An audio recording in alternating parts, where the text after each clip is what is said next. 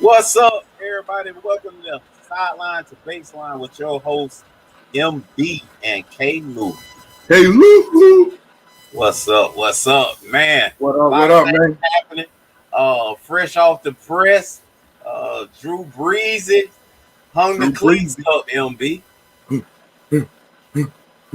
What's that thing they be chanting? I like. I know Man, I'm gonna miss that, man. My band, Breeze, man. How about the Saint Nation, man? CJ or Coach Payton, one of those two told us about it. How it What got that? started. Remember when we interviewed CJ and Sean Payton came on? He They talked was to us telling us about about yeah, the how that started. I forgot. yeah, I know it's military base, but that right, was sweet, man. right. That was nice. And then I guess what Ray was doing, get those in the house, Right, right, That right. was what Drew did was sweet. I don't know what he was saying, but it was nice. So, and I think Sean Payton said the same thing. He didn't know what they were saying. But it uh, sounded nice. yeah, I think he eventually found out, but he didn't know what they were saying. He thought it was Right. sweet. What's He going was on, busy. bro? He was busy doing his dance, the Sean Payton dance. That's what it was. Oh yeah, yeah. But I guess, man, when you talk about Drew Brees, you obviously immediately start doing the comparisons. Obviously, he played during the time of what's considered to be the greatest quarterback ever, and Tom Brady. So I guess there's a little bit of overshadowing. He also played at the end of Brett Favre's career. Really, he got a substantial amount of time, especially when he was in San Diego while Brett Favre was playing, right? Also, so that name was big. Um, you had help me out, MB. What's that as far as competition, quarterback wise? Yeah, that Oh, I mean, you got Peyton Manning, you got Tom right, Brady, man. you got Brett Favre. I mean, That shoot, kind of, even when he up, huh? and then Aaron Rodgers, even after Brett Yeah, Favre. Aaron Rodgers. I mean, when you play 20 years, man, you're gonna overlap a lot of people, man. So he definitely overlapped a lot of people. And I remember when I was just being from Miami, obviously, and he was a free agent in 2006, and he had the shoulder surgery, and it was between. It was almost like, okay, Dante Culpepper and him. Those were two guys, and it's like whoever Miami didn't get, then New Orleans got, and man, it's like, what if, man, if he would have came to the Dolphins, would he had the success? I mean, it was like with him going to New Orleans with Sean Payton, man, it was match made in heaven. But it leaves you to wonder because the Dolphins end up getting Dante Culpepper, who's Pro Bowler as well, and end up getting hurt. And then now Drew Brees. So it was always those guys' free agency was kind of tied together. Yeah, Pac Jam was telling me a story, man, talking about Brian McFadden and Patrick Peterson has a podcast now, and they were speaking of that same thing to Nick Saban. Guess who was the head coach during that time? Nick Right, Saban. Nick Saban. Yeah, And yeah, he exactly. spoke about that, and really, that decision is he basically put out there that was huge On the and map when they won, really blew up when they came, when they won the Super Bowl with New Orleans, everything that went down with that. But then after that, won Division 4 straight in a row, never won it again. So that type of thing. So I don't know that's my, if I had to try to figure out why, because he's got the numbers, right. but why he hasn't been in the same talk, maybe those are the reasons I only thing I can come up with. I just think those names were too big. He played during the wrong era, if that makes any sense. And I think the names that we named just shined so bright amongst his time that it just was too tough for him to Yeah, overcome. yeah, it But could be. It could but what definitely will you remember about him, MV, as a player, as his legacy? I mean, just what you talk like for me, like saying growing up in Miami, and then the fact that the Dolphins could have had him but didn't have him. That's one. Number two, uh, winning the Super Bowl, right? And then I just got the pictures or in my mind where he had his son and he had the headphones over his son so it won't affect his ears. I was like, wow, that was a classic. That was really nice. And I mean, just him just being precision. I mean, when you think about him, I mean, it's hard for me not to think about Sean Payton. Just those two together, man, like perfect match made in heaven. Those guys getting it done, you know? And Yeah. just him going by his business, getting it done. And then the last thing we talked about him, you know, before the game's doing his thing, you know. So those are the things that I think about when I think about Drew Brees. Sadly, MB, Drew, unfortunately, I mean, Unfortunately, unfortunately, you about to get him. you're somebody who doesn't understand their privilege, in the words of Malcolm Jenkins. And I'm sorry. Here's what happens. Here's what happens in life. MB, what were you doing when 9/11 happened? Shoot, just came back from a loss from Denver in the bed, Right, and right, I got woke up by my wife saying right. to what was going on. Absolutely. Uh, what will you remember from this from George Floyd's death? America allegedly waking up, but Drew was still one of them sleepy ones, MB. And this is gonna be a time that you coin in your memories when we sitting there super old telling stories to our great grands, MB. When you think of George Floyd and they ask you a question, who are the guys that came, to support? Because you were one of the guys who said it's the white guys in the locker room that need to speak up. That was you saying that. I didn't even, you coined that. You felt like that was driving, and he was one of those guys that he spoke up and spoke his mind.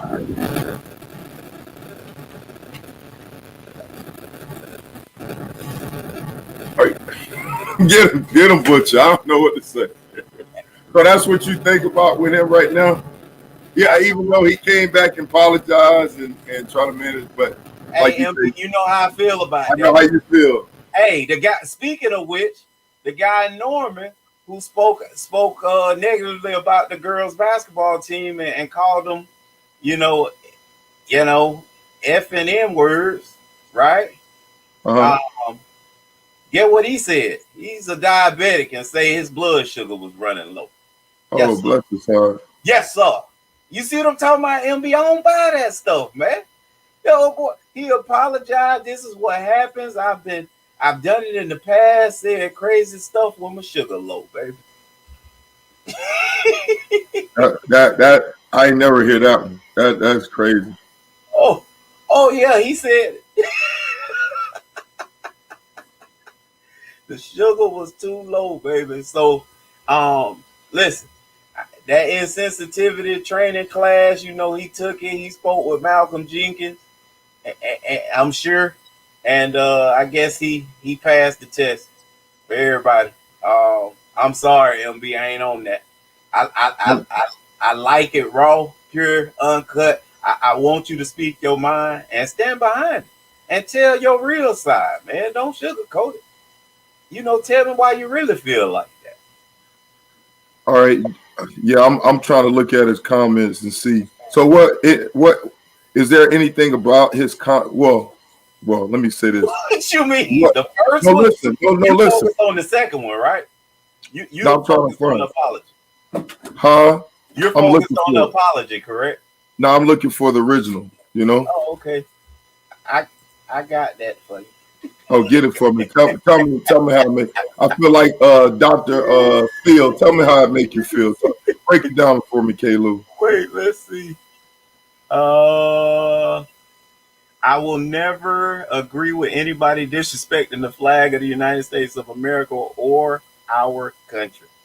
Let me just tell you what I see or what I feel when the national anthem is played and when I look at the flag of the United States. I envision my two grandfathers, there they go, who fought for this country, there they go, only his, not mine, during World War II one in the Army and one in the Marine, both risking their lives to protect our country and to try to make our country and this world a better place. So every time I stand with my hand over my heart, looking at the flag and singing the national anthem, that's what I think about.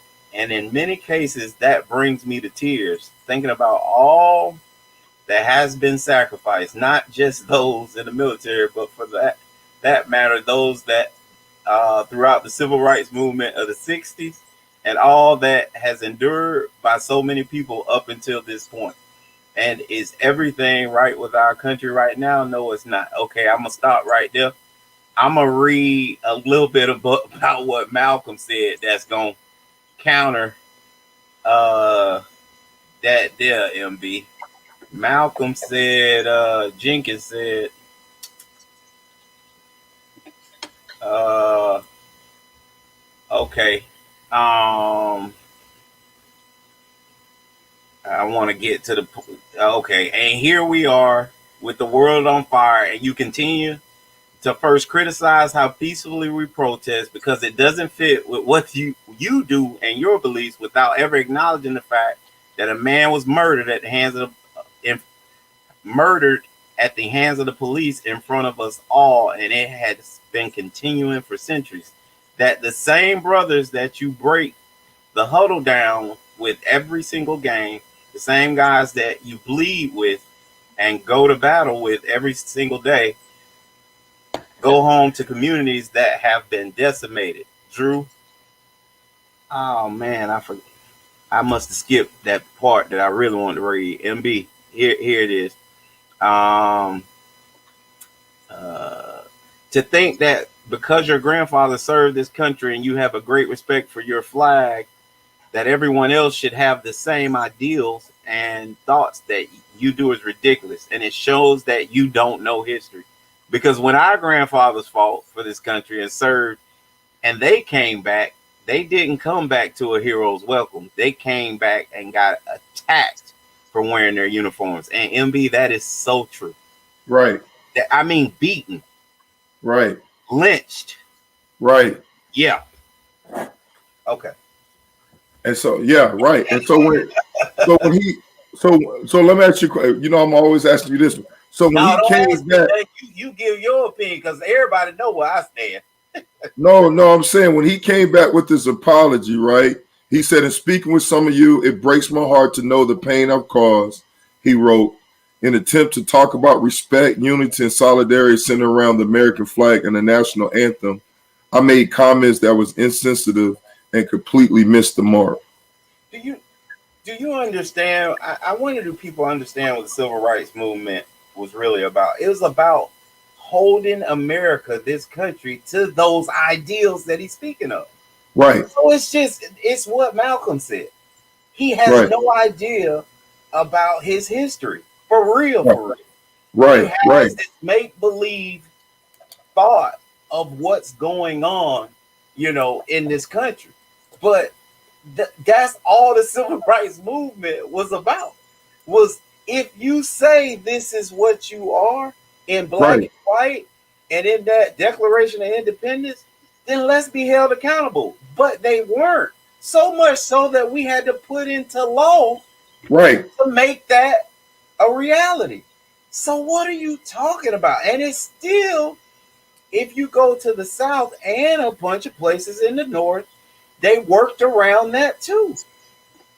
Like, so even after it became law. So, again, MB, I don't think I need to be asked. You need to ask yourself them questions. It's very No, I'm asking. No, I'm asking that once he said. So he said he didn't.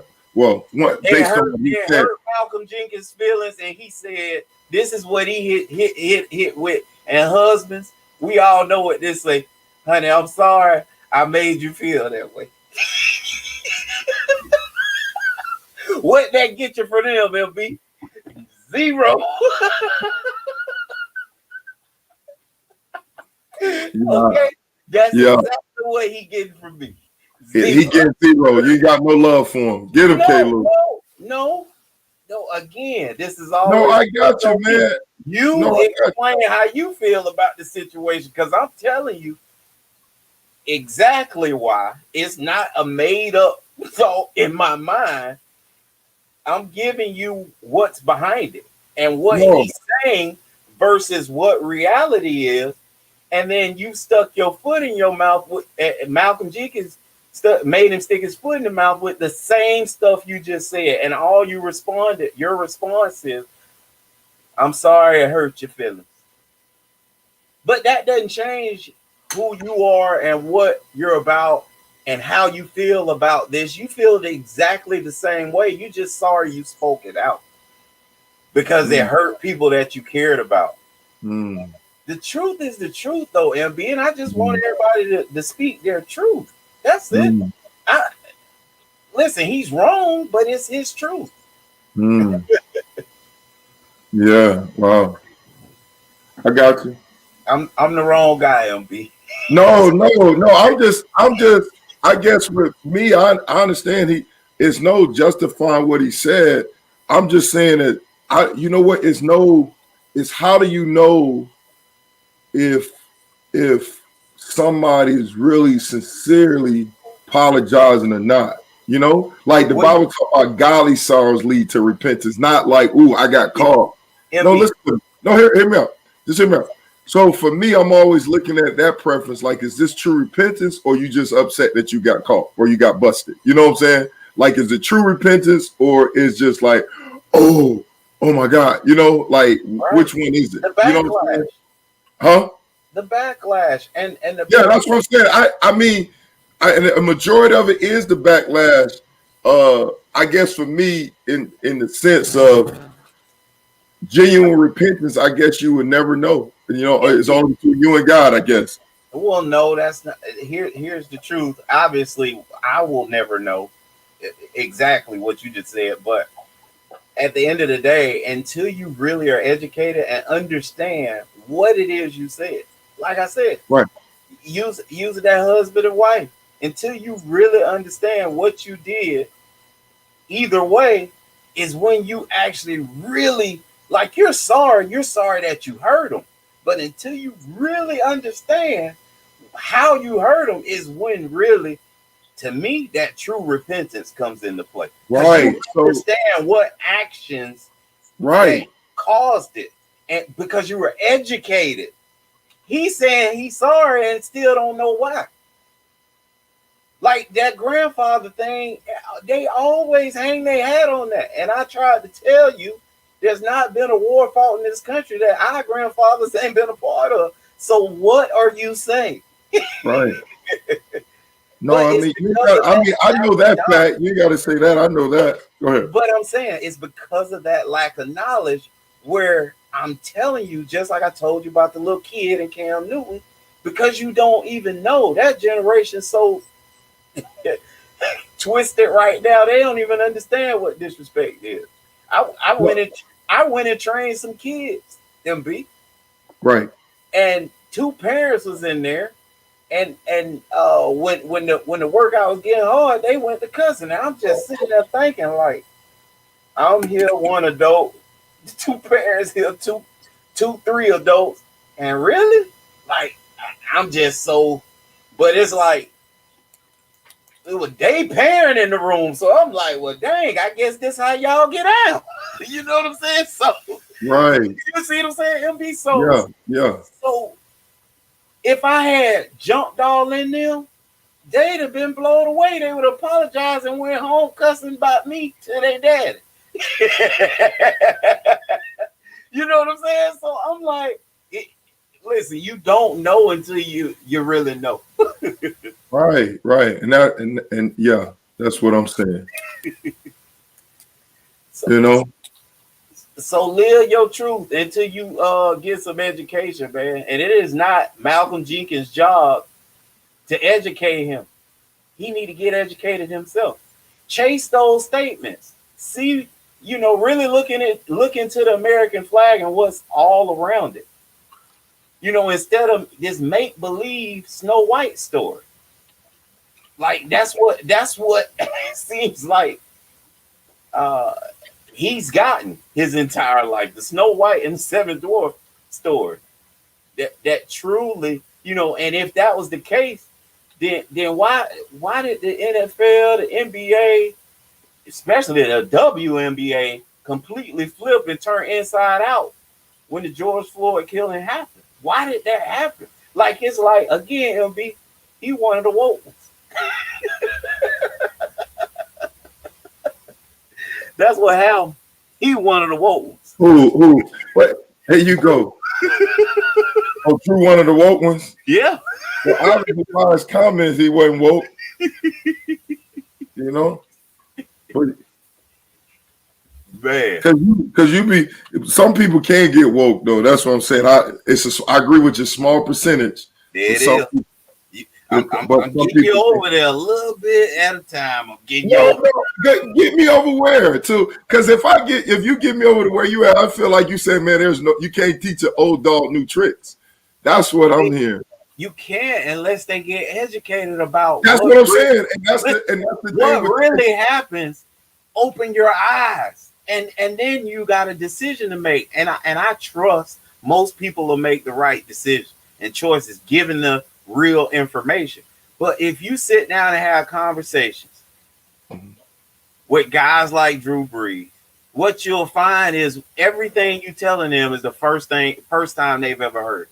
And it's sad to me. It's sad. Like, how have you lived in this country your whole life? And that's what tells you there's a Blue Lives Matter and a Black Lives Matter. That's why I talked about the story of Johnny Damon.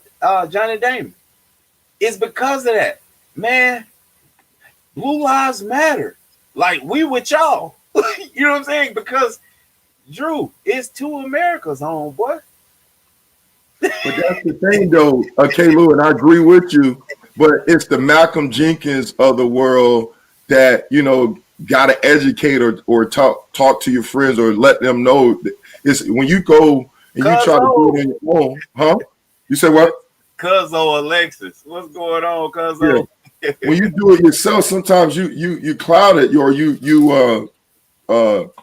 get to read what you want to read or see what you want to see. It's this guy that I came across on Facebook. I forgot his name. I pulled him up. I wanted to share with you. You probably know this dude, but he was a black guy that met with the KKK, and God used him leaders of KKK, right. Just like you said, educate them, sit down, find out their why, and having conversation to educate them. And they was just woke to the fact where they renounced the KKK and gave up their stuff, and this dude became like one of their best friends. And I think directly he kind of led like 20 to 40 people of high-level KKK out, and then indirectly over 200-300. Those are things that I'm talking about when you educating somebody woke, that small percentage of people. That's what I'm making reference to, Right. And I believe, and watch this, I believe that can happen, MB. And I believe all of them turned from their evil ways, and now they living a much better life. But they got educated. Exactly. But see, each and every one of them would have did the same thing had they been put on blast. Oh no, I'm sorry, I ain't mean that. And they mean every bit of it. That's what I'm telling you. The education, once that came, then the repentance started. So that's what needs to happen, the education. So that business, man. You gotta. I don't believe it till that happen. Till you get that education. Right. That's all I keep saying. You thinking that I'm thinking that it'll never happen. I'm saying it won't until. Yeah, that's a good point. I hear you now, baby. Mm-hmm. Lex say a lot of them are too comfortable to even want to seek education, and that's real too. Yeah, that is real. That's real. Well, MB, we get your popcorn ready, baby. You know what time? Oh, actually, you throw it in there. Hey, there's free agency happening right now, y'all. And these 32 teams are super busy. Some of the deals already been done. Bunch of them, couple of them quarterback deals felt like it was like second week of February, MB, when you start talking about the quarterback carousel. Yeah. Yeah, and then now we got to figure out who's going to replace Drew Brees at the Saints. You know, Absolutely. And Colin Kaepernick, what you think? yeah, yeah. But it'll be. I still be letting them know at them games I be going to. I be kneeling. I'm kneeling. I just had to mess with you. Hey, no, so man, listen, I really obviously we know where they're going. Um they, they signed the guy last year, and then you just told me today Hill, rework yeah, this. Yeah, yeah, Tyson Hill, or is it Taysom? What Taysom Hill, yeah. Taysom Hill. And reworked his deal to get a team some cap space. I think they've already declared who's their guy. I really wish they would have let Jameis Winston actually, after a year sitting under Drew Brees, watching, sitting in meetings with him, being able to get tutored by Sean Payton, I'm sure a little bit here and there in practice. I would have liked him to get a chance to compete for that job, but it doesn't really look like it's going to go that way. However, I don't know if I haven't seen anybody sign him yet, MB. You see, no, yeah. I mean, but they're not. Even though they reworked the man deal, they reworked it for us to create some extra cap space. They added like there's some phantom things like voidable years on it. They just try to do that for us to, because they're one of the worst teams over the cap. They got to make it happen. They had to cut a lot of people, but they haven't officially came out and said, okay, he's the guy. I mean, they still trying to sign Jameson back, trying to get him in there, still saying it's going to be a competition. But it's kind of hard because the deal they did today with Tyson, they gave him like $9 million signing bonus and stuff like that. So usually, man, you put your money where your mouth is, Right. But for me, so it's kind of hard because when you look at Jameson and you think like he was there last year, came there with that same thought in mind that, man, I come learn from Sean Payton, learn the system, and I'll be that guy. But then when Drew went down, surprisingly, he wasn't that guy. He wasn't the guy that next man up. It was Hill. Right. Hill was 3 for 1 and whatnot. But then Sean later said late in the season, that he believed that he's got whenever Drew do retire, he's got his quarterback in the building. So, but he didn't say which one, So, so James, I'm thinking. I mean, you know what? I mean, it's tough situation. But if I'm looking at last year, and if he get a better opportunity out there somewhere else, then yeah, I think he's probably going to end up going somewhere else. But just because he's like, man, I came last year and I didn't get an opportunity, So I don't know. I don't know what you could tell them now that's going to change the difference. You know what I'm saying? Right. Well, big Buffalo did some home cooking, baby. They kept some guys at home. Got Matt Milano, man, agreed to a 4-year, $41 million contract. Congratulations, Matt. MB, I got a chance to work with him on a 7-on-7 team for a short period. Wait, from Orlando? Yeah, he's from. You said from Johnny Phillips. Yeah. And he was actually a safety in high school. Wow. And played safety. Was recruited as a safety at Boston College. Went there and they moved him down, and he was an undersized backer and fell right in during the right time because guess what?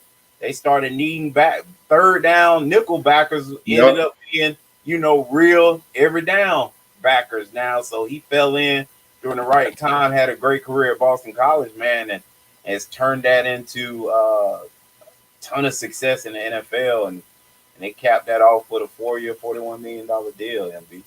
Yeah, and he had dealt with some injuries this year, so it's good to see him get paid, baby. Right. Pay the man. I one dude I'm glad that got paid, man. I was like, ooh, they can't let him go. Is Shaq Barrett, man, from Tampa Bay.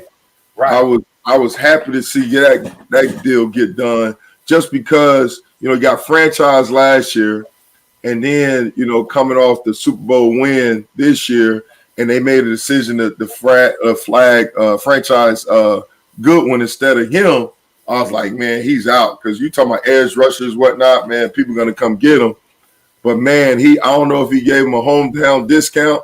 It was but a 4-year, $72 million. But hey, edge rusher, man. But man, Tampa, man, they did a great job of getting him back and Levante David and whatnot, getting their key guys back. I mean, they got some secondary guys they got to get back, plug in like Adomino Sue, and they got to get Fournette, but man, just the fact of them getting that back, that defensive presence back. I mean, because him and John Paul Pierre, man, they was all in the backfield, and for them to repeat, they need that defense. Absolutely, man. Moving even, and that's keeping, with that defensive mindset and attitude, MB. New England back, man, and they back where they man, You say they back? no, back to what they known for, spending a whole lot of not spending they never really spend a whole lot of money, but they spend money on defense. They re-signed Cam Newton, but that was a real small deal. I think MB talked about that before. Very similar to last year's deal. He'll make definitely $5 million, has a chance to make 13. They also signed big time tight end, but guess what? Bill Belichick loved tight ends. When MB, remember we used to play them? Yeah. They come out during them. It'll be what 13 personnel and run every formation in known to football out of 13. So he'll spend money on tight ends. So this 4-year, $50 million deal really ain't that big of a deal when you know how much Bill Belichick covets that tight end position. He signed an old lineman. Acquired an old lineman. But here we go, MB. Next 5 guys: D tackle, linebacker, quarterback, safety. And that's why I say they back, MB. They back to doing what they do, spending money on defense and letting the chips fall where they may on offense. Yeah, no doubt. I mean, they do a good job of filling those gaps, though. You're right. No doubt. And then with the guys that's coming back from the opted out of COVID, especially on the defense side, we get all Hightower to that mix. That should be good, Right. And man, you would think that Pittsburgh would be making tons of moves. MB, I'm very, very, very disappointed. Right now, they've signed 3 guys. MB. But the cap stuff though, and they had to redo. The biggest decision they had to make was with Big Ben. They redid his deal to free up some cap space, Right. But I mean, the cap. What moves you thought they should have made? Anyone particular? You got to think about it. Obviously, this year, they're undefeated for a greater part of the season. Right. Pac-Jam was one of those people that said he never believed it. And no doubt, he called it out. And if you go back during those games and just, for sake of going through each and every one, if you look at the scores, a lot of them was toss-ups, MB. And we know, I hate to do this to you, MB. I don't mean nothing by it. But what I'm reminded of is Mark Richt when he came back to Miami and won all beater style.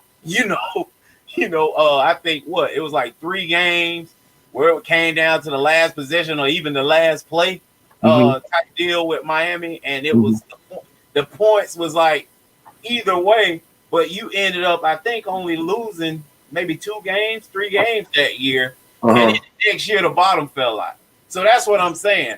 It's to put Miami in this, man. But it always scares me when a team is winning but barely winning, and somehow you're considering them dominant. I always wait for the next year. So I feel like they're comfortable. I don't think they should have been. It should have been many more moves made. And I'll say that. Yeah. I mean, I don't think they comfortable, but you're right. Actions speak louder than words. I'm just curious as far as who they need to get out there. I mean, who they need to go after to make an upgrade, because I mean, anytime they lost the way they did to the Browns, I mean, they can't be comfortable on anything, Right.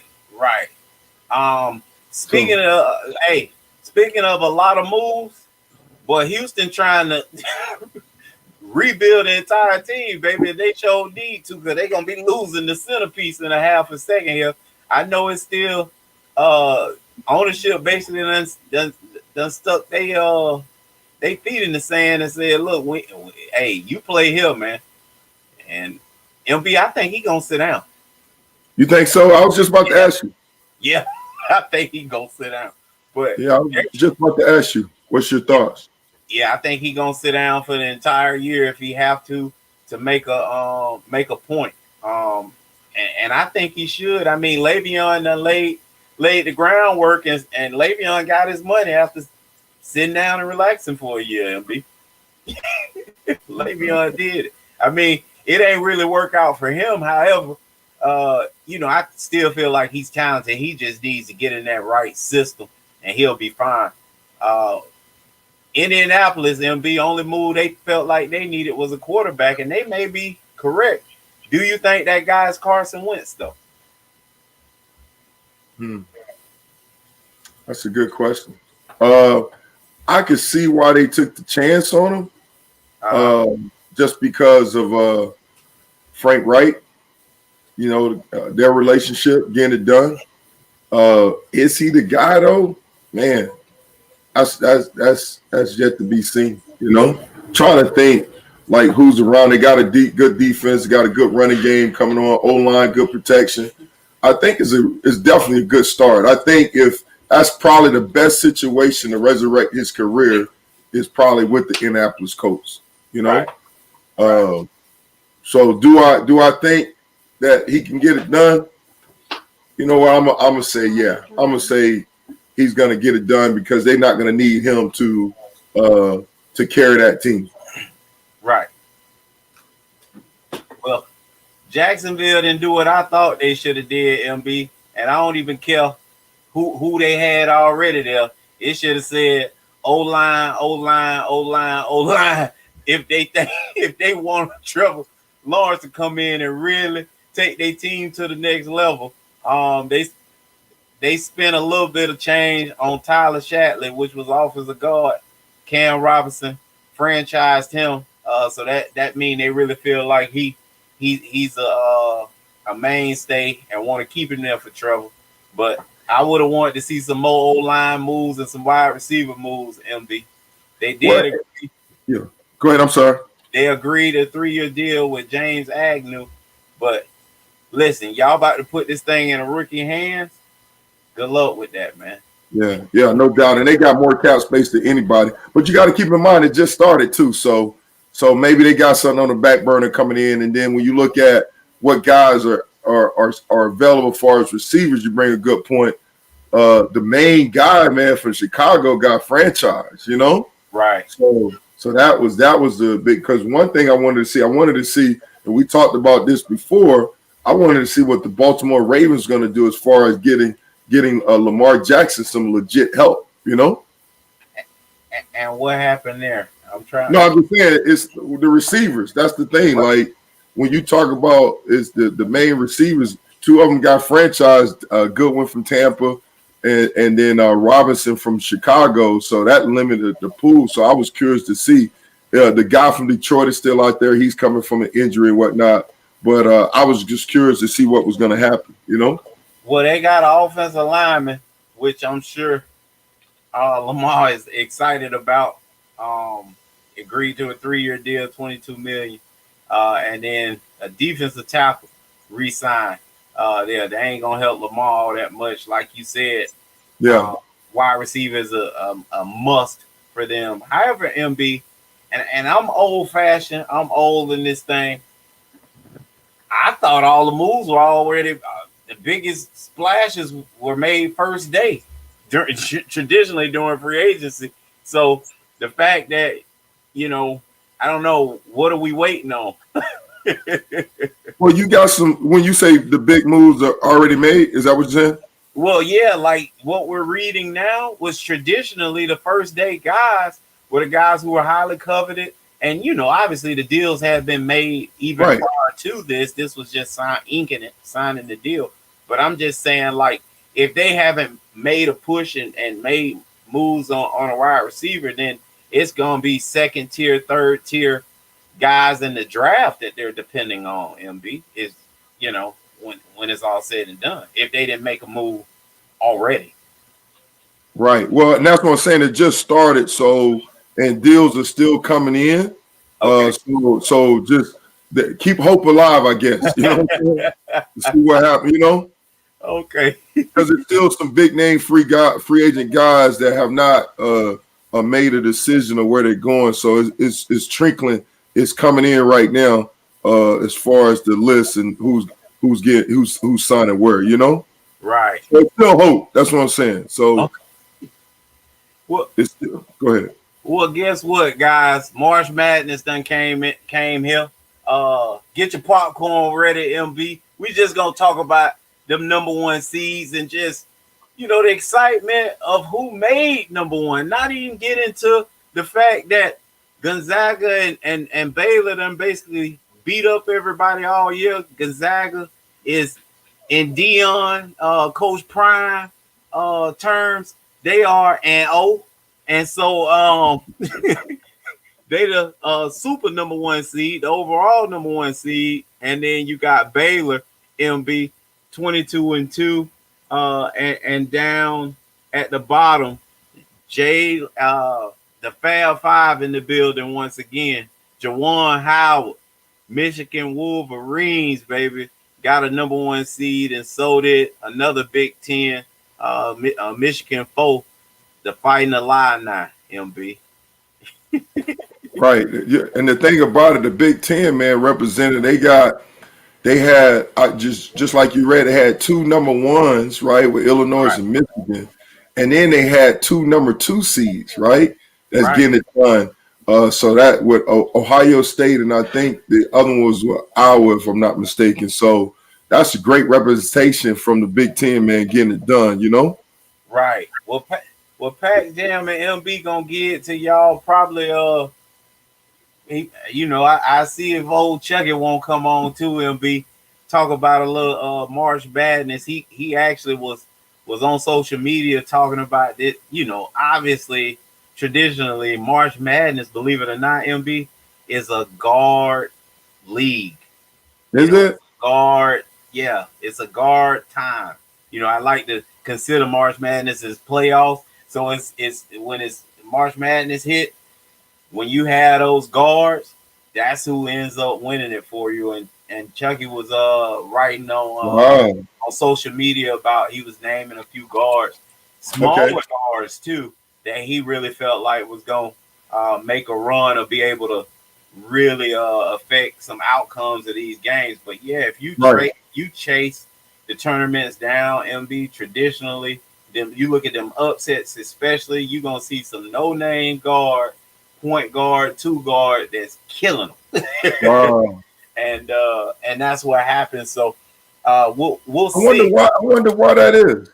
Did he give a reason, Caleb? No, he was really talking about the fact that there are some mid-major type guards that are going to make a splash in the tournament. I'm telling you that traditionally it's a guard time, and that's a great question, probably to save for him. I don't Right. know why. I don't know the basketball angle behind it, but I do know if you have tough guards, like for some reason the bigs don't really dominate during this time. Mhm. Obviously you when you have great bigs, a great Right. big will Right. dominate Right. no matter Right. what. You know what I'm saying? But I'm saying Yeah. like traditionally when you got a 6'10", 6'11" guy, 6'9" guy in there, it Right. really doesn't matter. But you start looking at, Villanova when they won a couple times, it was led by some guards. When UConn ran the table, it was led by some guards. Um, it those are the two teams that immediately come to mind when I was thinking about guard play. But it March Madness, I mean, I don't know. Somehow it's a guard time. So yeah, that'd be a great question to ask Chucky, man. Well, when you say that, made me think about like Kimball Walker when he was at Right? Connecticut. That's Made who me did think about also this guy. I think it was last year. This guard from, or maybe a couple years ago, the guard from Purdue, man, that was going off. Ended up getting drafted by the Oh, Boston Celtics. Little short dude, yeah. man. he Yeah, was going off, man. You know, yeah, it made me think about that when you say that. Yeah, that's definitely a good question to ask. You know. right, right. Why all of a sudden the guards awaken when it's Yeah. time when they hit a March Madness and even MB when March Madness when CBS start playing it and it comes on, it's a guard shot that we see every single year. Tyus Edney running down the floor, with UCLA, and he hits Yeah. that big shot at the buzzer Yeah. that wins it for them. So Yeah. remember, he was the smallest dude on the court. Right. Right. I remember that. I remember that. I remember that. I remember that. So who do you have any favorite? Who's your team to win? Who's on your bracket to Well, win? well, I reserved from getting involved when we spoke earlier and said we really wasn't gonna go into detail. Gonzaga is the easy call, MB. I really haven't gotten it all the way down. Right. However, I look for this Final Four to not resemble anything like everybody else bracket is going to resemble. This has been the year of COVID. This has been the year of Right. uh, half of these teams in here probably played on television a total of 10 times together. Right. And Right. it's just, and because of that, and then the mix, MB, this is one year where everybody's old. You know what I mean? Normally you get, these diaper dandies that Dick Vitale would call them when you at Duke and Kentucky and North Carolina. You get all these guys, even Syracuse, Michigan, not so much recently, but in the past. Right. You get these young guys in there that are so impactful, they're lottery picks that they dictate what's going to occur. Well, now you got a bunch of old heads. You got teams that are being led by juniors and seniors, MB, which is foreign in basketball nowadays. Right. You don't see that anymore. But when you see that, MB, you see a lot of leadership, a lot of great plays being made, not a lot of turnovers, shot clock going down to the buzzer. You know what I mean, MB? That grimy play, that tough play, that a lot of these teams, it's gonna come down to their ability to really make the plays down the end or down the stretch, and it's gonna be led by these senior led teams. And so, honestly, MB, as I look through these rosters, that's what I'm looking for. Right. Right. You Right. pull up the starters and you count the seniors. Wow. And that's who I'm going with because Wow. it's not a whole lot of talent in this tournament. And Yeah. when it's all said and done, I don't. Heck, MB, you start talking about the draft, and I know we moving way ahead.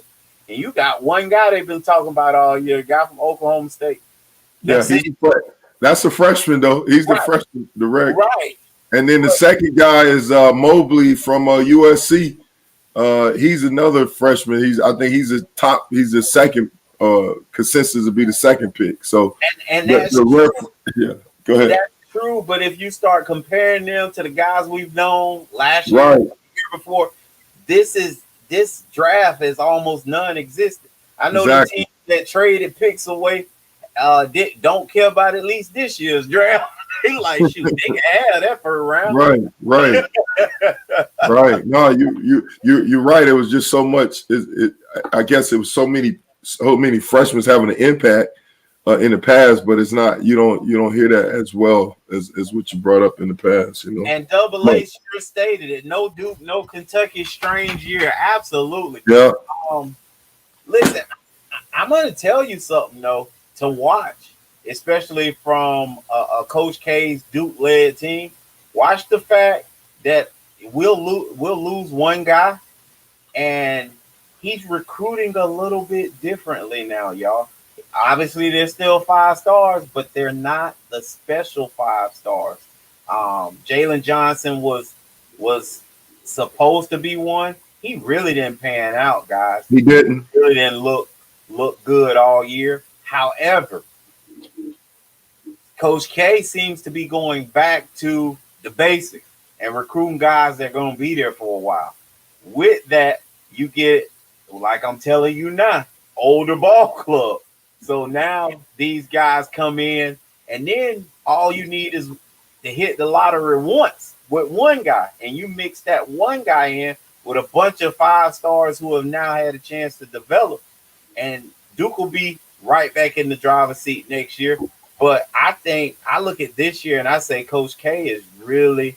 I don't look for us to be getting a ton of one and doneers, and I think part of that reason, MB, is, and I could not find any of this. And I was talking to Pac Jam even earlier today, MB. I couldn't find where the NBA is talking about going back to letting high schoolers in. I was looking for this year. I was looking for next year. This has been Adam Silver's been very quiet, and so Coach K could be anticipating that the fact that he won't even be able to recruit these kids moving forward. So you think he's intentionally not going after the one and done, Kalu, or you just think that's just how it happened? I think knowing what's about to happen, you have to start preparing yourself for what the landscape of college basketball is going to look like again. And I think that is the fact that these young guys are gone. And so the guys you're going to get you're going to have to develop them. And I think he's going that route right away so that when that time happens, he's ready. He's ready to go. You'd like to think a guy like that would be making moves like that, but that's just my belief. Yeah, that comes from a Duke guy, man. Hey, man. There you go. Hey, got a reason why y'all ain't make it, man. That come only Duke guy. No. I said we stunk. We stinking it up. I mean, think about it. We did a show on this, MB. Why? Yeah, I am not you. I do not jump on the sword. I tell it like it is. If they are terrible, they are terrible, and that's exactly what they are. They are terrible this year. But I mean, but you come up with this conspiracy. See what happened was. That's not what I said. I said moving forward. Yeah, that's what I'm saying. Like just like moving forward. Yeah, but what you got to talk about if you ain't in the show? What you talking about with Miami? None. But I'm just saying, you talking about hey guys, in the show you talk about next year. And then, but you was like, hey, but hey, things may be changing a little bit. He's not going out the one and done. Child, please, man. He ain't turned out number college. If he can get a Zion Williams, he get one and done. He ain't turning out number college, man. You know. But see, you didn't hear me. I don't think they're going to be available. Because you're saying based on it on the rule may be changing, but we haven't heard anything yet. So I'm saying as long as that haven't been implemented yet, he ain't turned out number college. I heard everything you said. Oh, okay. Yeah, he ain't turned out number college. Well, then you just throwing in. I'm trying to make it sound better because that's not what the case is. I'm just telling you my feelings of it. Yeah. So when they jump back on top, it's not a surprise. I'm just telling you that he's thinking ahead of the curve. Because they going back to the lab. I wouldn't say that. I'll just really say he never recruited those type of guys when it first got underway. If you notice, John Calipari was the head of that. Yeah, that's true. Then he jumped into it. And I'm just saying he's going to reverse and jump back out of it. That's it, MB. I'm not saying, that I'm just messing with you, bro. Nothing but that. Nothing but that. Well, that's what we're doing in Miami too. It's been a long time. Yeah, we've been doing it. We're ahead of the curve, baby. Oh gosh. So 20-year drought. We ain't had one of those, MB. Yeah, we're doing. Hey, man. Somebody. Somebody said the best time to plant a tree was 20 years ago, and the next best time is today. So that's what's going on. Well, MB, let me tell y'all what y'all need to do if y'all want an instant. Come on, man. Hey, no, you just stick with Duke, man, and your conspiracy theory, man. Leave Miami alone, man. Leave Miami alone, man. And you already know where I'm going with this. Leave Miami alone, brother. Coach Prime, baby, with the man with the golden whistle. Coach Prime, like I told you before when we had that Prime conversation, Miami Florida State done bumped their head. They should get rid of all them people that's head y'all programs and get and somebody better pay Coach Prime. You know he want to come home. Coach Prime, baby. Come home. So if Miami want to win, I'm talking about instantly back. I ain't talking about. I'm talking about Joker's transfer jumping through the portal. Like it'll be they jump in their computer screen and pop out at Miami. That's what I'm talking about. They gonna be jumping through the transfer portal for Coach Prime, baby. I'm telling you. I'm telling you. Prime time. I'm telling MB what he's been able to do, and he ain't even got his guys in there yet. Man, this is a team that was terrible last year. He went in with, and his guys ain't even playing because they ineligible right now. MB. Golly, I'm telling you, man, he doing something special around there. MB. That's a whole other conversation. But I had to say it when you threw out y'all just y'all buying y'all time. We just doing like Duke, baby. Hey, I'm gonna tell you how to jump out of that immediately. Hey, I wish he'll come to Duke. We'll take him. We'll take him. Hey, MB, we'll let him coach basketball and football, baby. Coach both of them, Prime. Play two sports, huh? Just like he played two. Just like he played two sports, he get to coach two sports, That's huh? right. He used to that. Go ahead and take over, Prime. Listen, we'll let you coach both of them, football and basketball. What you want to do? Well, I think that's a great place to end, LB. We appreciate y'all coming through, pulling up, hollering at us because you know us, man.